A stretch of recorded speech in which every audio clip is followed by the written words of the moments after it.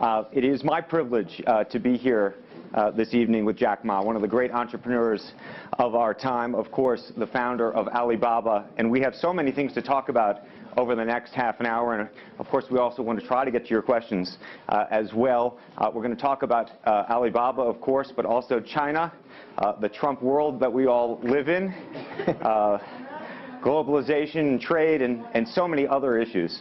But first of all, thank you for joining us. Yeah. Let me start with this, which is to say that you just spent some time inside Trump Tower and went to go visit with Donald, our president-elect in the United States. Tell us about that meeting. Well, it's a very productive meeting, much better than I thought, than I expected. What did you expect? Well, I heard a lot, and I watched, like everybody, I watched all the news and heard a lot about him. So when I go inside, I saw, anything that, but he's very sort of open-minded, listen what I talk. So I think I'm very happy about the results. And finally, when he said, he said, Jack, let me walk you down. I think he's very happy about the results we had. Can I ask, how does a meeting like that happen? Do you call him? Does he call you? Well, how does this take place? Well, that's the question I'm asking myself. Because someday I got some requests from people say, Jack, do you want a meeting the president-elect? I say, is that true or not? Because I'm not ready for that. Because I don't know what to talk about. And then a few days later, I got another request. I got several requests, and then I saw one email with a friend. It's very sort of specific. I thought about it. I think, yes, maybe I should go and have a talk. And at least I think President-elect Donald Trump would be happy to hear what I want to talk about. So I went. And what did you tell him? Talk about the small business, talk about agricultural products, talk about the trade between China and the USA. We especially focus on telling about how can we bring this small business in America, sell them to China, to Asia, through our network, which can create a lot of jobs for them. And you committed to create what you say is going to be 1 million jobs in the United States over the next 5 years. Yeah. Now, that's not 1 million jobs that Alibaba itself, but you're not hiring 1 million people. No, we totally, Alibaba employee put together is like 45,000 people. We cannot hire 1 million. I cannot imagine I can manage 1 million people. Explain to us how you think about the U.S.-China relationship, given some of the comments that Donald Trump has made about China being a currency manipulator. Did that come up during your meeting? Well, I think first, in America, there's a freedom of speech, right? So he can say whatever he wants, and I respect, I understand. But of course, I have my views. We did not debate about the China-U.S. trade or manipulation. We did not debate. We did not talk. We agreed on something. Small business, developing the Midwest America, helping the farmers there, small business there, exporting to China. So we all agreed. But something that we did not discuss about the American, the job losing to China, Mexico, and this. Can I share with you my ideas? Please. Yeah. First, I think 30 years ago, when I just graduated from universities, I heard America had a wonderful strategy. They outsource the manufacturing job, service jobs. They outsource the manufacturer to Mexico and China, outsource the service job to India. There's a book called The World is Flat. Tom Friedman, colleague at the New York Times. And I think it's a perfect strategy. You know, that the Americans said, we just want to control the IP, we just want technology, we just want the brand to leave the lower-end jobs for the world. Great strategy. And second is that the American international companies made millions and millions of dollars from globalization. The top 100 companies in America.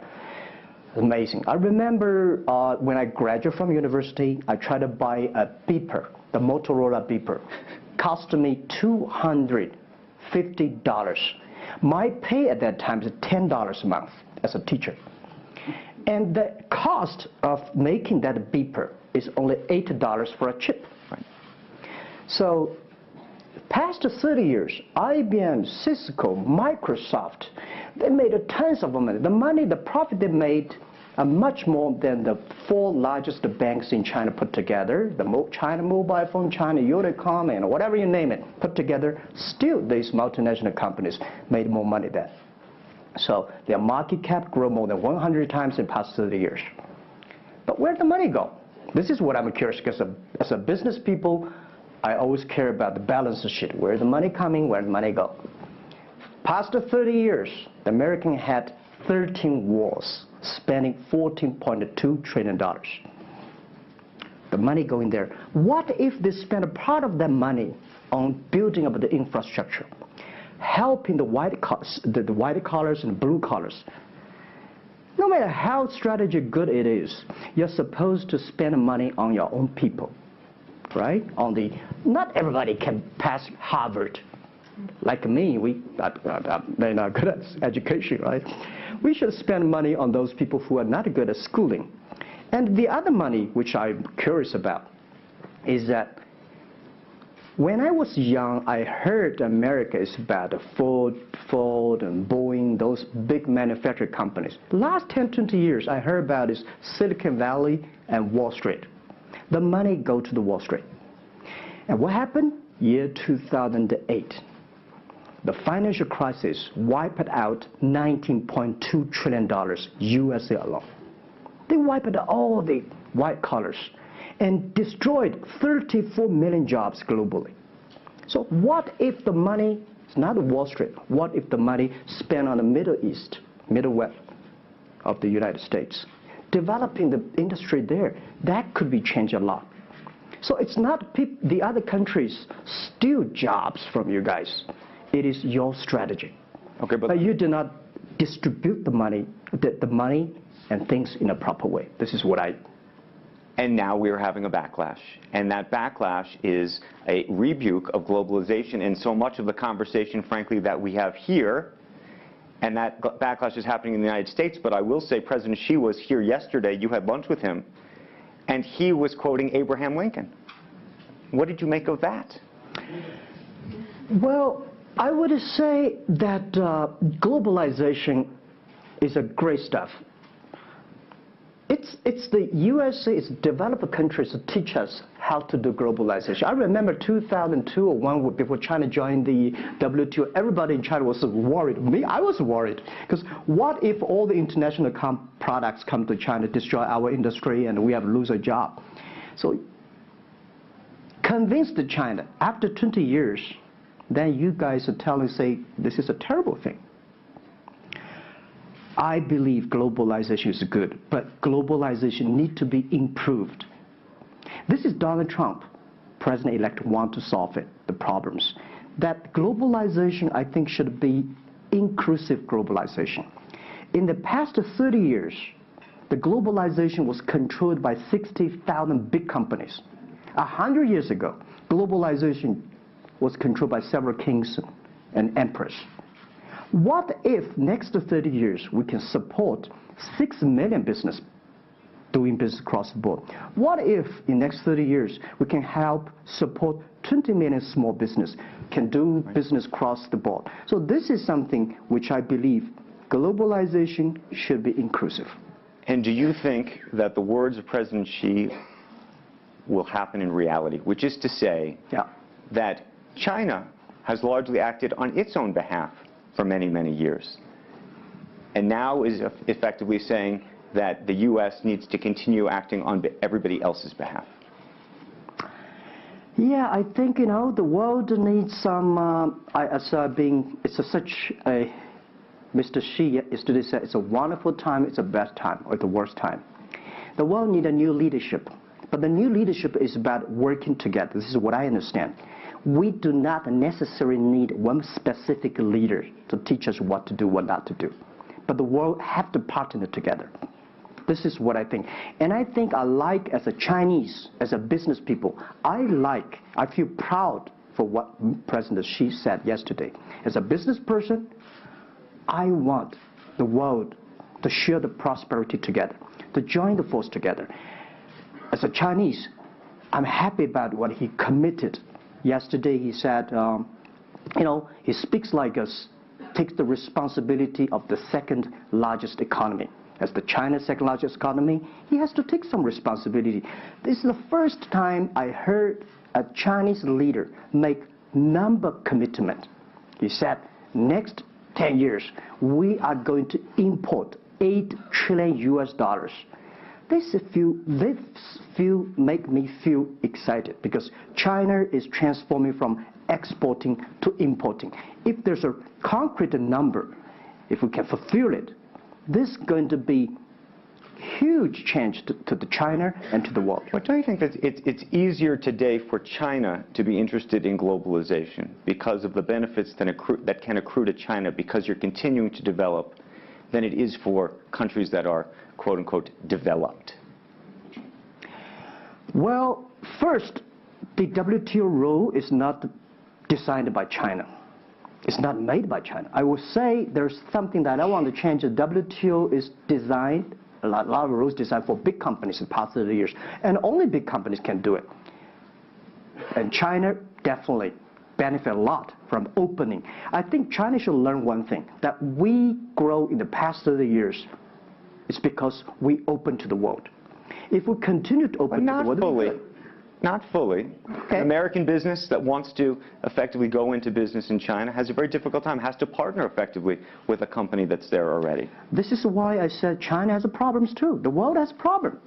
And China definitely has a lot of problems. China should open, should be more confidence. This is what I feel yesterday. I feel the confidence of Mr. Xi that he is ready to open more to the world. This is what I suggest, that we should solve the problem by business community, right, by negotiation. WTO, China joined WTO for like, 20 years or 70 years. I don't know the number. But the past years, that I think we as a business, we as a country, we as the world, we have to review something. Right. But not because unbalanced things, we stop it.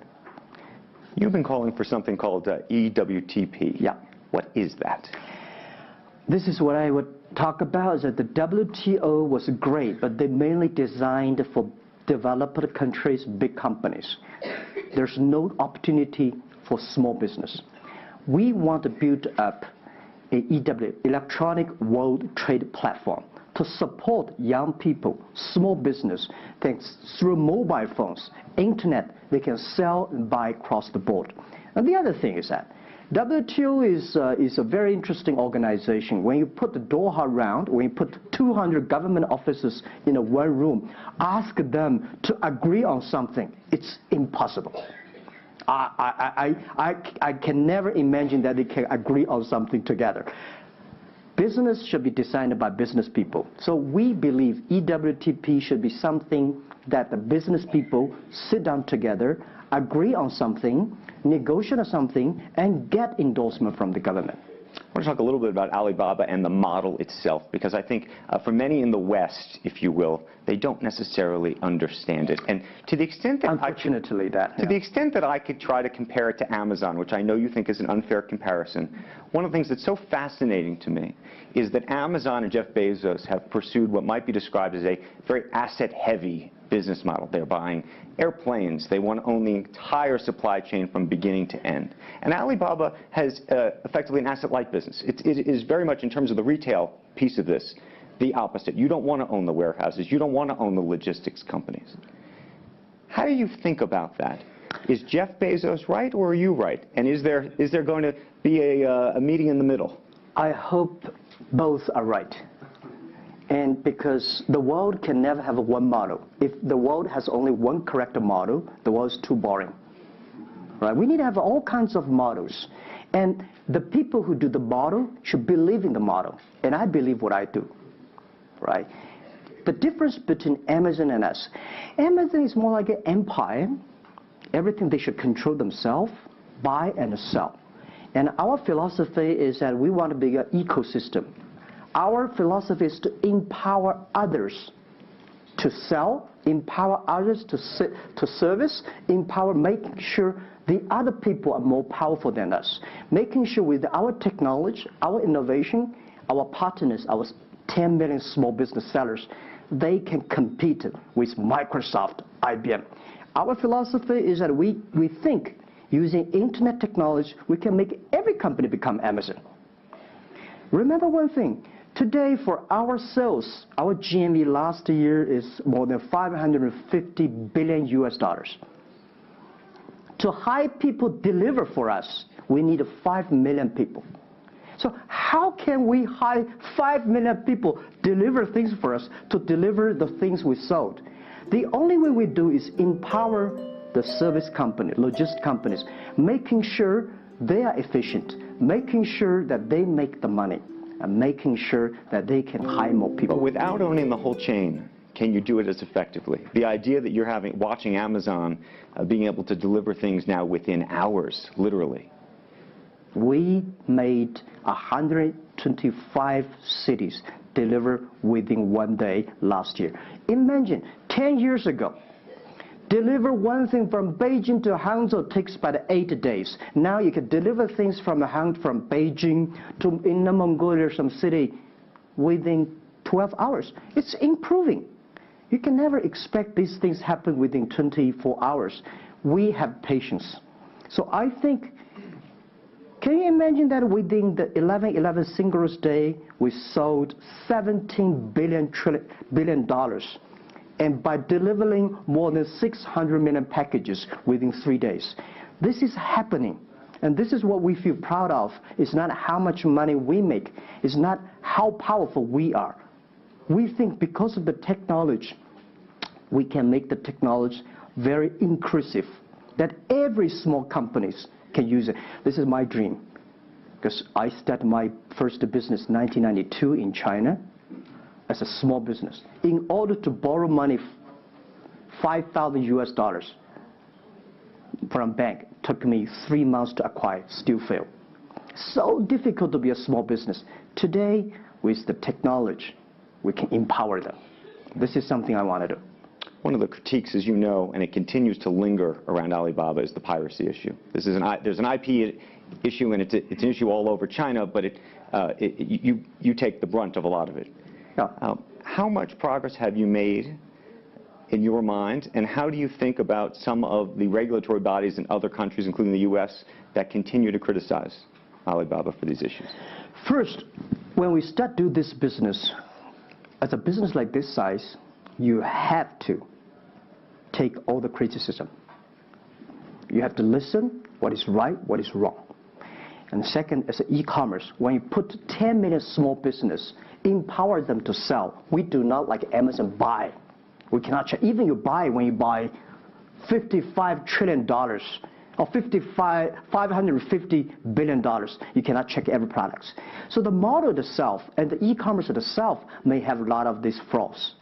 And third, I would say in the past 17 years, we are the leader of this anti-privacy issues, the IP, protect the IP. But the second, we are internet companies.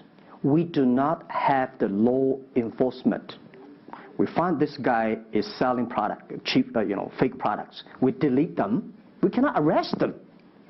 But we have huge progress. Last year alone, we put 400 people into jails.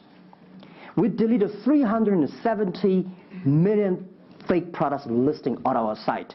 I would say we are the leaders, and we are using the big data to check who's buying, who's manufacturing, who's selling, what is the address.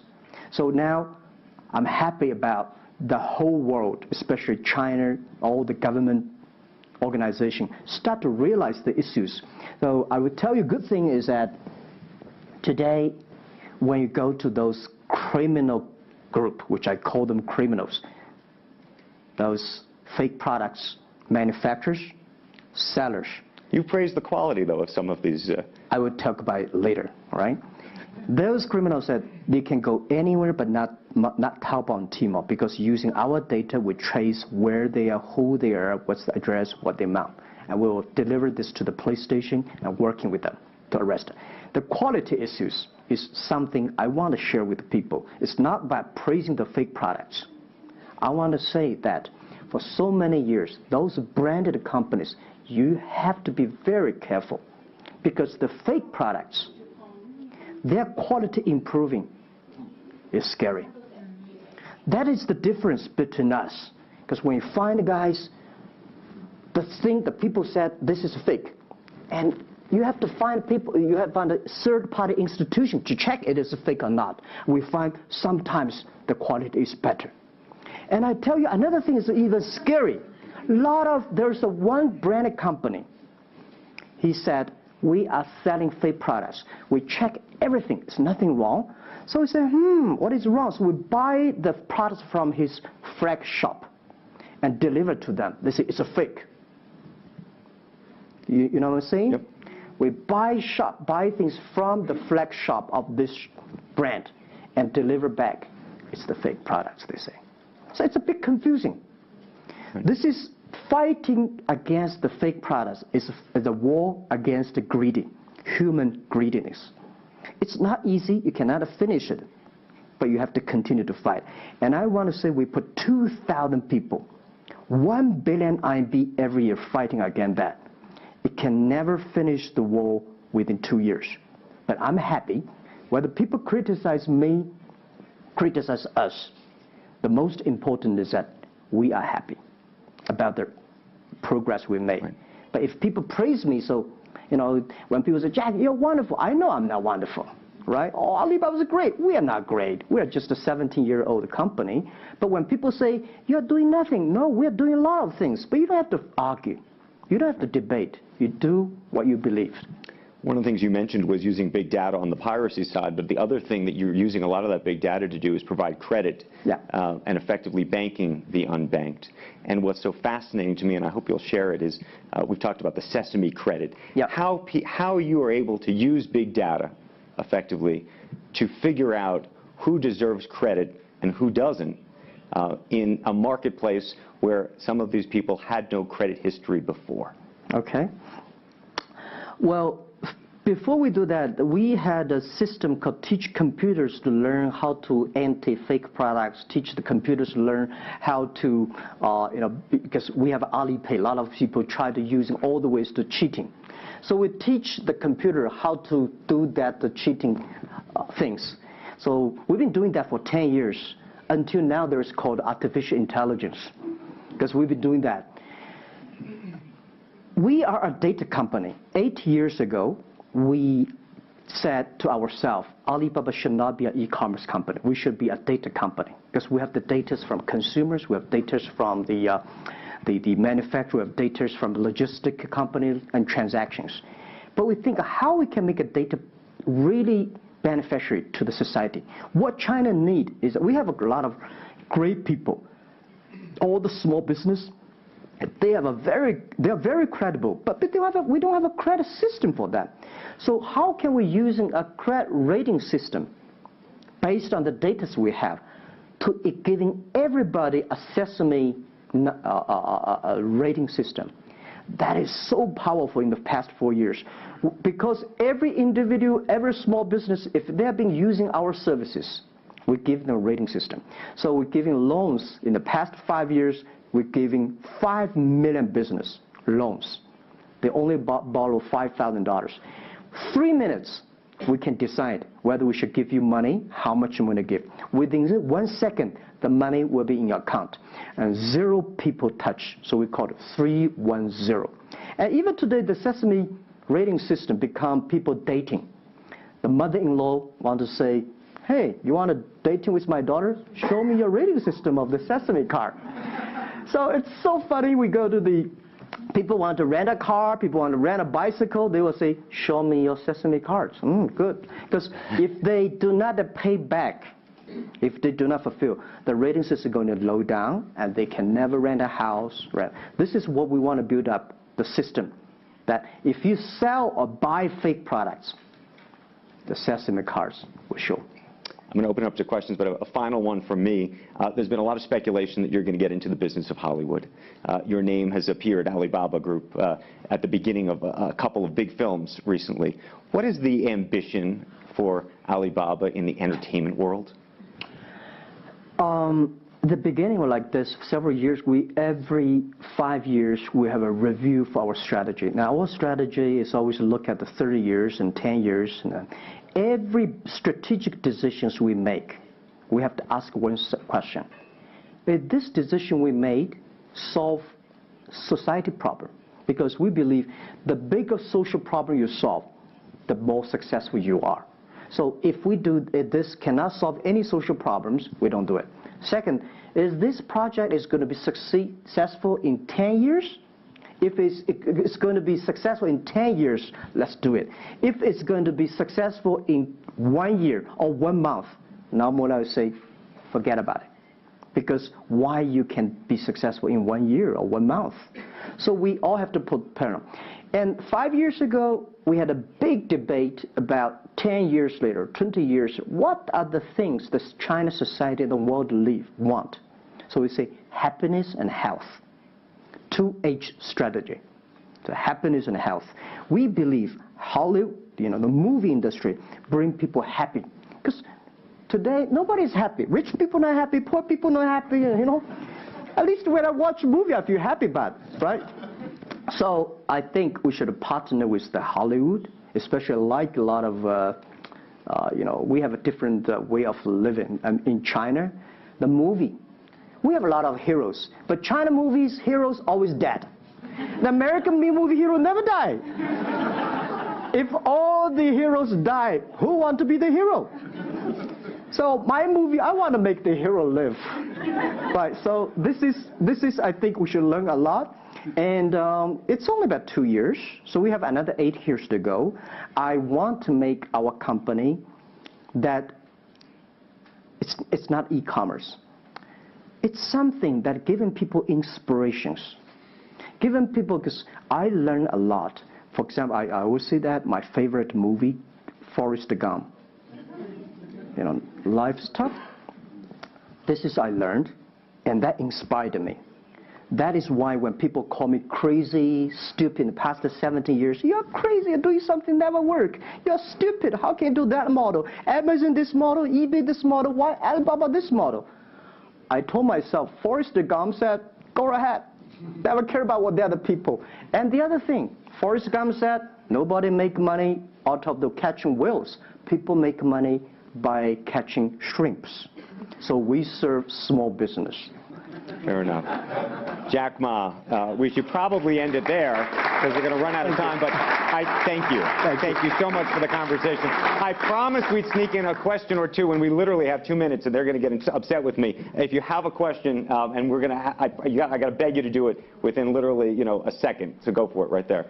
Okay, I'm not going to say that China and U.S.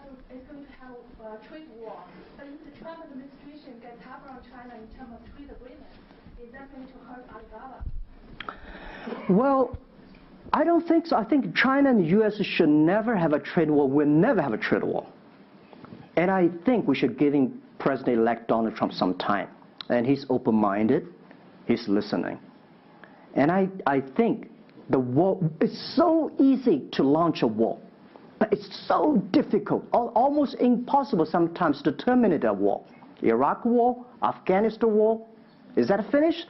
No. Trade war. I believe one thing. When trade stops, the war starts. Trade is something that people start to communicate. Trade is something people exchange culture and value. And I will be happy if China and USA agree on something and Alibaba business model destroyed. I would destroy Alibaba model by stopping the war between. Because how can you imagine the first largest economy of the world, second largest economy of the world, have a trade war? It's going to be a disaster for two countries and for the world. If anybody can do something to stop it, do anything to stop it. Did you have a reaction to Trump and the situation with Taiwan and how he's thinking about that? Well, Taiwan, I think this is not something about the government. This is not something about business. This is something about the people. If the Taiwan issue is the population, if you do Taiwan issue, it's like against 1.4 billion people. So this is another issue. So we're talking about trade, we're not talking about Taiwan. Very politic. Let's take one final question if we can. I think we can steal one more in. Yes, sir, right there. I'm not a politician. I try to speak like me this. a credit store. How do you assure you are not messing up with people's life and you are not dictating the whole, credit kingdom or the system? Because now you are the decision makers, you are the rule makers. Okay. First, I'm not sure. People say, oh, this is uncertain world. Every day is uncertain. The only certain day was yesterday. I'm not sure about that in the future I would dictate, I would be stupid. That's why I should retire early when I'm young. That is why I have a lot of things that I dream I want to do. I want to do philanthropy, I want to be a teacher, I want to go back to school, I want to do the environment. And the world is so wonderful. Why should I be the CEO of Alibaba all the time? I'm coming to this world not to work. I want to come to this world to enjoy my life. I don't want to die in my office. I want to die on the beaches. It's a wonderful message. Jack Ma, thank you for the conversation. Well, can I say one last Yes, please, please. I just want to give my last advice to any people here that every government should pay attention to in the next 30 years are critical for the world. Every revolution, technology revolution takes about 50 years. The first 20 years, technology company. Next 30 years, the implication of the technology. Focus on next 30 years. The first 20 years, eBay, Amazon, Facebook, Alibaba, Google, good. The most important is that make the technology inclusive, make the world change. This is 30 years. Next, pay attention to those people who are 30 years old, because those are internet generation. They will change the world. They are the builder of the world. Third, that let's pay attention to the company who have fewer than 30 employees. So 30 years and 30 years old and 30 employees. That can make the world much better. Jack Ma, thank you very, very much. Thank you. Thank you. Thank you. Thank you. Thank you.